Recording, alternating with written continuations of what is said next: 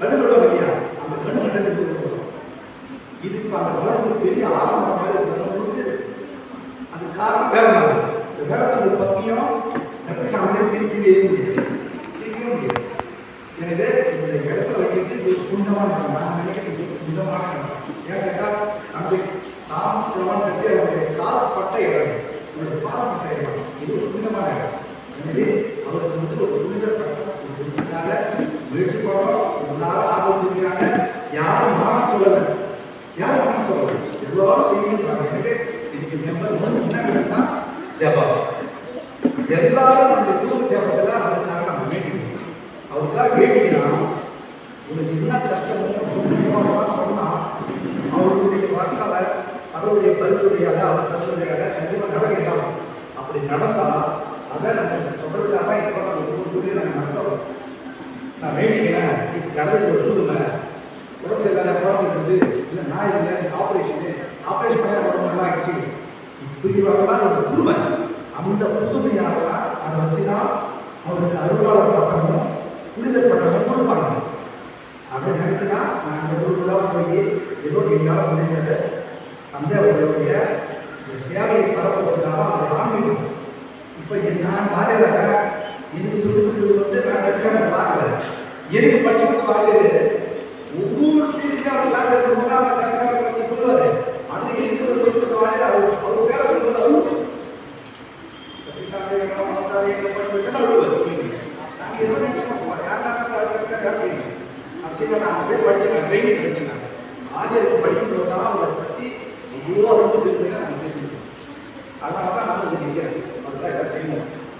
எனவே இந்த நல்ல நேரத்தில் நம்ம ஊர் வந்து நம்ம தாயார் வந்துருக்கிறாங்க.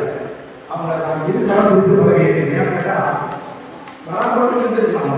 சரி என்ன தான் நடக்குது, ஃபிலிக்ஸ் வந்து சொல்லிட்டேன் போய் தான் பார்ப்போமே அப்படின்னு வந்துருக்காங்க. அவங்க வேலையெல்லாம் வந்துட்டு எனவே தாய்மார்கள் நான் மிகவும் மனதோட யாரும் கேட்கறேன்னா குடும்ப ஜபம் சொல்றது அவங்க தான். அழகாத பசங்கள்லாம் அடக்கி வச்சு குடும்ப ஜபம் சொல்றோம் அவங்க தான்.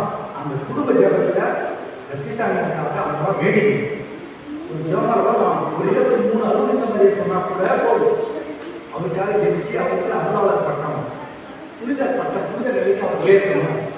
அப்படி இது கண்டிப்பாக நிறைவேறியான்னு கேட்டால் அவரை பற்றி விஷயம் தெரிஞ்சவங்களுக்கு தெரியும், படித்தவங்களுக்கு தான் தெரியும். அவர் எல்லா வகையிலும் ஆன்மீக காரணம் தான் முதல்ல இருந்தார். முதல்ல ஆன்மீகம், அடுத்தது கல்வி, மூன்றாவது தான் மலை வளர்ப்பு பணி. ஸோ அந்த 3 ஒருங்கிணைந்து அவர் நடத்தினாரு. எனவே அவருக்கு எல்லா வகையிலும் அவருக்கு வந்து தகுதி இருக்கு. அவருக்கு புனிதப்பட வைக்கின்ற தகுதி இருக்கு. இன்னொன்று புதுமைகள் கேட்பாங்க, நேரத்தில் கேட்பாங்க. ரோமெல்லாம் பார்த்தீங்கன்னா அந்த புதுமைகளுக்கு ஏதாவது தான்.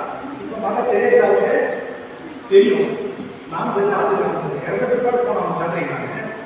இன்னமும் மக்கள் வந்து அந்த ஊரெல்லாம் இந்து கிளம்புறாங்க.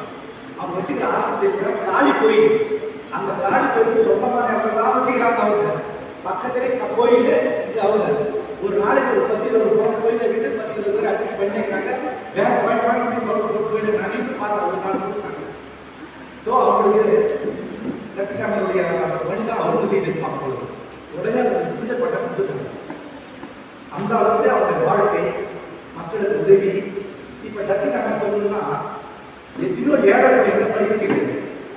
இப்படி அந்த பள்ளிகள் நிறைய பேர் படிக்கிறாங்க. ஏழை பிள்ளைகளை மறைமுகமாக மக்கள் படிக்க வைக்கிறாங்க. சாமியத்தை நாங்கள் வாங்க ஏதோ ஒரு வகையில் எனக்கு தொண்டு சாமியார் உதவி செய்கிறாங்க. எனக்கு ஒரு மாதம் மாணவர்களுக்கு காசு இல்லை, எனக்கு தொண்டு சாமியார் போய் எங்கள் அம்மா நின்னாங்க காசு கொடுத்தாங்க அப்படின்னு.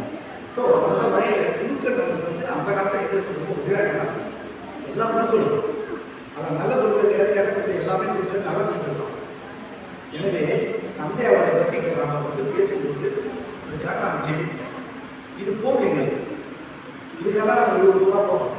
நாங்கள் மகளால் அட்லீஸ்ட் ஒரு அருளித்த மரியாதையே சொன்னாலும் போதும் அவருக்காக. இதனுடைய பிரதிபலன் விரைவில் நமக்கு கிடைக்கும். எனவே இந்த நேரத்தில் நம்ம அனைவரையும் நாம் வணங்கி நன்றி கூறி வரவேற்கின்றேன். நன்றி. அன்போடு